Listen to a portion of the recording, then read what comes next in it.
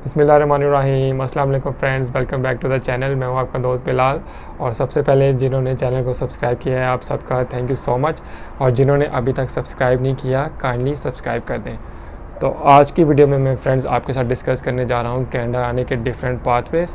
और ये वीडियो बनाने की रीज़न ये है कि रिसेंटली मैं अपने एक दोस्त से बात कर रहा था, और दोस्त का सिस्टर और ब्रदर इन लॉ वो कनाडा आने का सोच रहे हैं। तो उन्होंने एक कंसल्टेंट से इनिशियल डिस्कशन की, और कंसल्टेंट ने बताया जी 100% वो उनको कनाडा भेज देगा। लेकिन जब मैंने उनका प्रोफाइल चेक किया तो वो सिर्फ स्टूडेंट वीज़ा के लिए एलिजिबल हैं, जबकि कंसल्टेंट ने उनसे स्टूडेंट वीज़ा के बारे में कोई बात नहीं की। तो आई थिंक कि आप में से जो भी लोग कनाडा आना चाह रहे हैं, आप लोगों को सारी इन्फॉर्मेशन पता होनी चाहिए कि कनाडा आने के डिफरेंट पाथवेज़ क्या हैं। और अगर आप अपनी एप्लीकेशन किसी कंसल्टेंट के थ्रू प्रोसेस करवा रहे हैं तो आपको पता होना चाहिए कि कंसल्टेंट आपके लिए क्या कर रहा है और क्या नहीं कर रहा, और आप वो सारी इन्फॉर्मेशन डबल चेक खुद भी कर सकें। और फ्रेंड्स, जो मेन स्ट्रीम है जिसके थ्रू मोस्टली लोग कनाडा इमिग्रेट करते हैं वो है जी एक्सप्रेस एंट्री। और एक्सप्रेस एंट्री के अंडर जो प्रोग्राम है वो है फेडरल स्किल वर्कर, और ये सबसे ज़्यादा कम्पेटिटिव भी है क्योंकि सबसे ज़्यादा लोग इसी के अंडर अप्लाई करते हैं। और इसका क्राइटेरिया ये है जी कि आपकी एज होनी चाहिए लेस दैन 30, आपकी 18 ईयर्स की एजुकेशन होनी चाहिए, और आपका 3 इयर्स का वर्क एक्सपीरियंस होना चाहिए, प्लस आइल्स में आपका होना चाहिए CLB 9 कैनेडियन लैंग्वेज बेंचमार्क 9, जो कि बनता है आपका लिसनिंग में 8 बैंड और रीडिंग राइटिंग और स्पीकिंग में 7 ईच। और अगर आप मैरिड हैं तो आपके स्पाउस का भी 8 इयर्स ऑफ एजुकेशन होनी चाहिए, और आइल्स में सेम स्कोर होना चाहिए, और उनके लिए आपको वर्क एक्सपीरियंस नहीं चाहिए होता।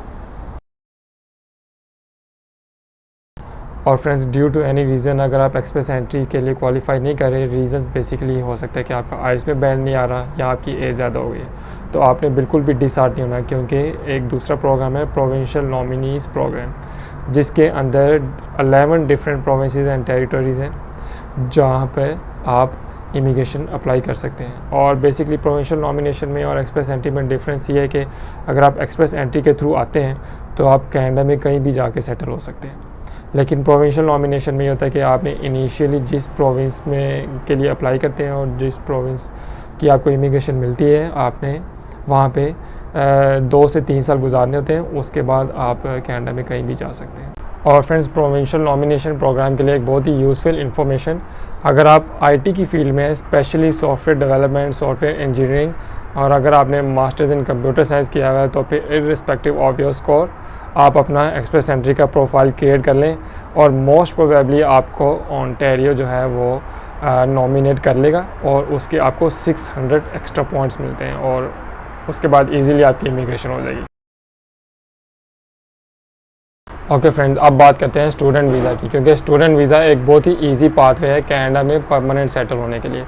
क्योंकि स्टूडेंट वीज़ा अगर आप 2 साल का आपको वीज़ा मिलता है, 2 साल का आपका प्रोग्राम है, तो आपको 3 इयर्स का वर्क परमिट मिल जाता है, और उस 3 इयर्स में आपने 1 ईयर यहाँ पे जॉब करनी है, और उसके बाद आपके पॉइंट्स इतने ज़्यादा हो जाते हैं कि आप इनके लिए स्टूडेंट्स के लिए एक स्पेशल कैटेगरी है कैनेडियन एक्सपीरियंस क्लास, उसके लिए ईज़िली क्वालिफाई कर जाते हैं। तो स्टूडेंट वीज़ा एक बहुत ही ईजी ऑप्शन हो सकती है, लेकिन थोड़ी एक्सपेंसिव ऑप्शन है। तो अगर आप अफोर्ड कर सकते हैं तो student visa is not a bad option at all. और फ्रेंड्स, अगर आप एज अ स्टूडेंट यहाँ पर आ रहे हैं तो आपने कुछ चीज़ों का ख्याल रखना है अपनी स्टूडेंट वीज़ा की एप्लीकेशन में। फ़र्स्ट ऑफ़ ऑल आपने शो करना है कि जी आपके अपने होम कंट्रीज़ के साथ बहुत स्ट्रॉन्ग टाइज़ हैं, जैसा कि आप शो कर सकते हैं कि आपकी जॉब है बहुत अच्छी, आपकी फैमिली बॉन्डिंग है, जिसकी बेस पे आप वापस अपने होम कंट्री जाएंगे। सेकेंडली, आपके कॉलेज और यूनिवर्सिटी की रेटिंग जितनी अच्छी होगी उतने ही ज़्यादा वीज़ा लगने के चांसेस हैं, और आपका जो प्रोग्राम आप चूज़ करते हैं वो आपकी एग्जिस्टिंग एजुकेशन से रेलिवेंट होना चाहिए, और आपने कनाडा में स्टडीज़ के लिए जो भी प्रोग्राम चूज़ किया है वो आपके एग्जिस्टिंग लेवल ऑफ एजुकेशन के एटलीस्ट इक्वल होना चाहिए, उससे बिलो नहीं होना चाहिए। अगर बिलो है तो आपको कभी भी वीज़ा नहीं मिलेगा।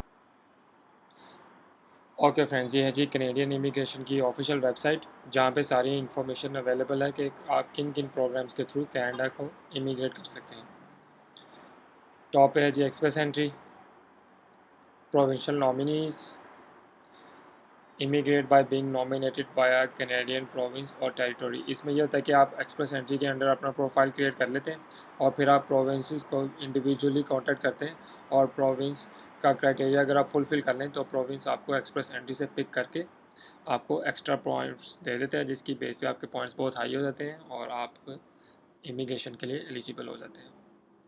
Atlantic immigration pilot immigrate by graduating from a school or working in New Brunswick, Prince Edward Island, Nova Scotia और न्यूफाउंडलैंड एंड लैब्राडोर।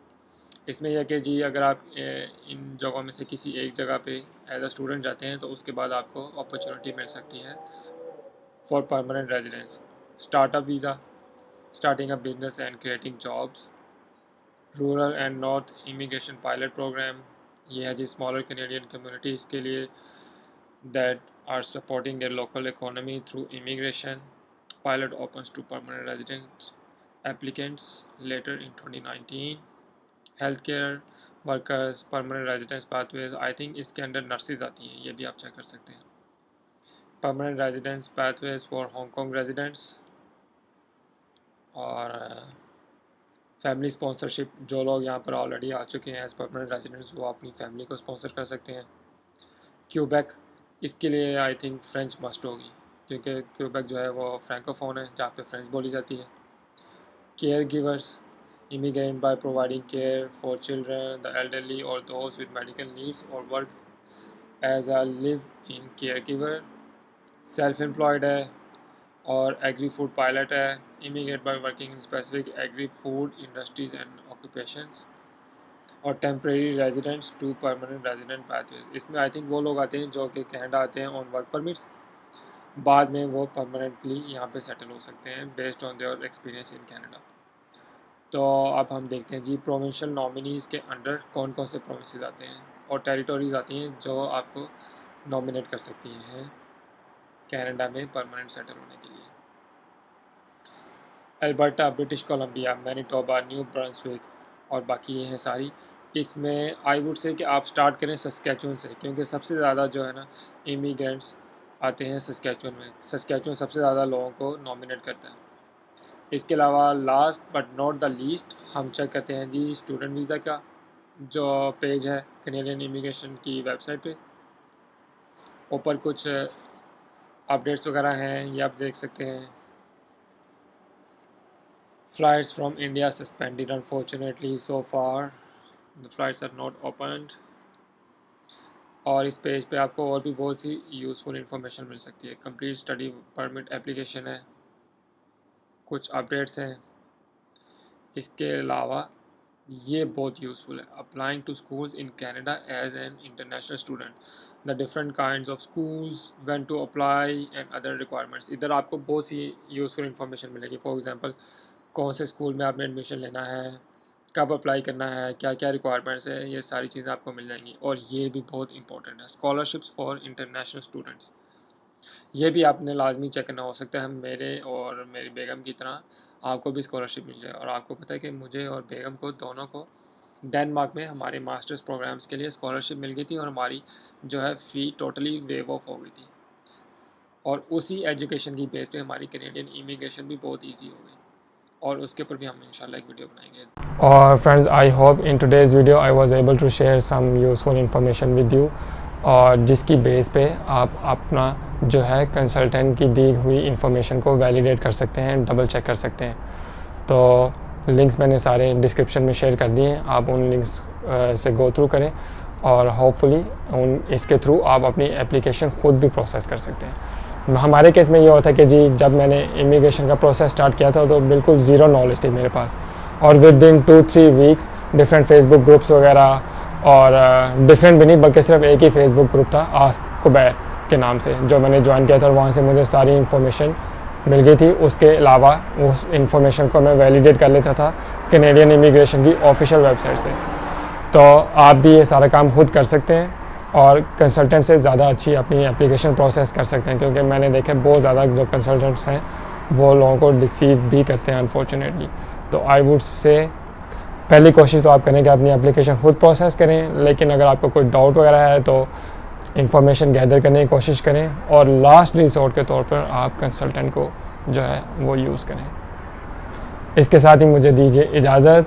अपना ख्याल रखिएगा, दुआ में याद रखिएगा और चैनल को सब्सक्राइब करना आपने नहीं भूलना, ठीक है। ओके, टेक केयर, अल्लाह हाफिज़।